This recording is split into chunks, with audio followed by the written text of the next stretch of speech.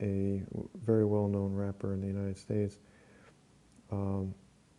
was arrested for the possession of a firearm, and he was already considered a felon, and the reason for that was, again, for possession of a firearm, I believe in New York State, which had stricter, gun laws that were more against the Second Amendment than elsewhere. So basically, he didn't harm anyone, right? He didn't use the firearm in any kind of aggressive way. He was just in possession of it. And so he's now apparently facing up to 10 years or more in prison, right? Because the charges against him escalated just based on their own, their own perspective from the way they have the laws written. This is an example of preemptive attack, right? They're saying, number one, you don't have the right to own a firearm. And why is that? Because they're saying, well, you may do something dangerous with it, right? You may.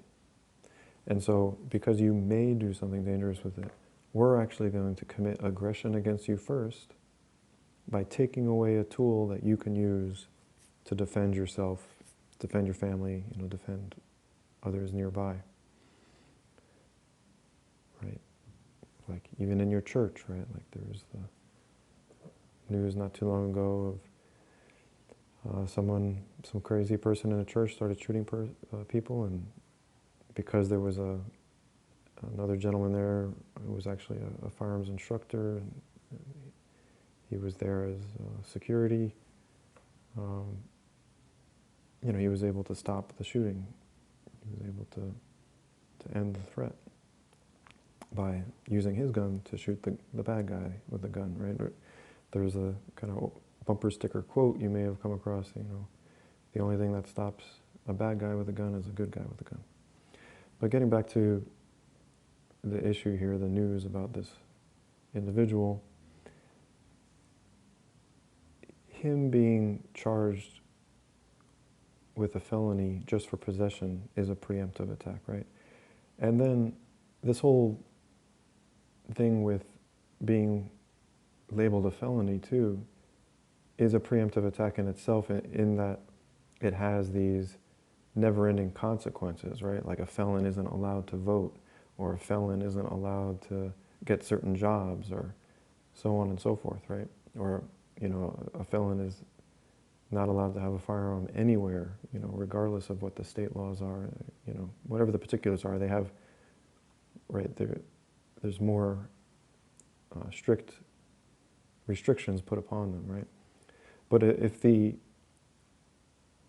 original thing that caused them, that the state used to label them a felon wasn't actually anything wrong, right? All he did was actually just possess this tool that could be used for self-defense, and they then use that as justification to label him a felon, and then this label then comes with further restrictions. You see what I mean?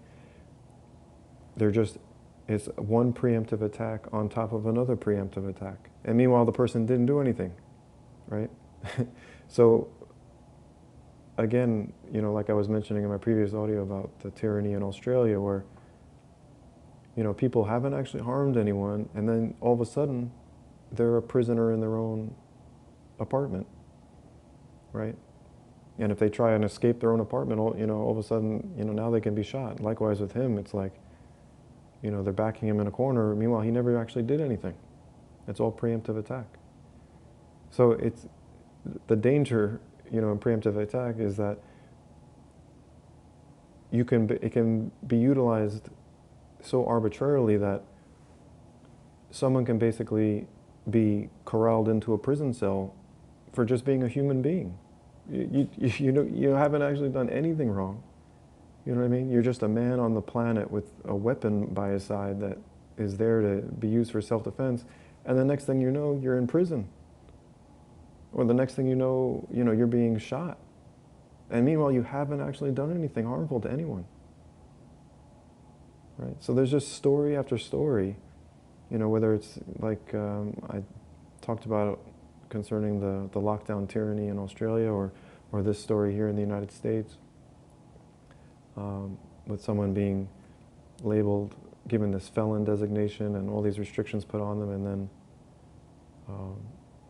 being threatened with decades in prison. Meanwhile, he never actually harmed anybody. Right? It's all preemptive. Right? And again, the blind spot. No one, I hear zero people saying these two words, preemptive attack. Nobody. Like I said in my previous audio, it's to me bizarre. It's like almost like people are under a spell where they can't actually say the words. It's like this idea that preemptive attack is just another form of violence that's being utilized to push forward tyranny. That's, I had said the thought crime of the year was the idea that you have inalienable rights. You have rights that are God-given and that can't be taken away, arbitrarily. But I think this is a contender too for thought crime of the year, because it's at the root of so much of what's wrong going on, all this tyrannical, totalitarian, communist type stuff, but yet zero people. I mean, maybe some people are talking about it, but I haven't heard anybody. And whenever I point out, hey, this is another form of preemptive attack, it's like crickets. Silence. What's up with that? I don't know. But here I am again trying to point it out. And hopefully more people will get it, that this actually is a problem. And I had someone tell me, well, maybe it's because people think, preemptive attack is actually a good thing sometimes. And I explained, yeah, well, whenever I've heard anyone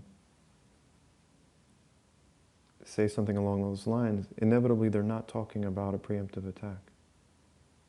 Inevitably they're talking about self-defense. They'll say, well, if someone preemptive attack, well, that's not a preemptive attack. Aggression is the initiation of violence. And so if you're responding to someone else who's initiated violence, that's defensive force, right? I didn't think that was so complicated, but, maybe media and indoctrination and propaganda is to blame more than lack of critical thinking. I don't know. Well, in any case, please consider that preemptive attack is an important thing to focus on and highlight and point out when it's in operation in society, because it's extremely dangerous.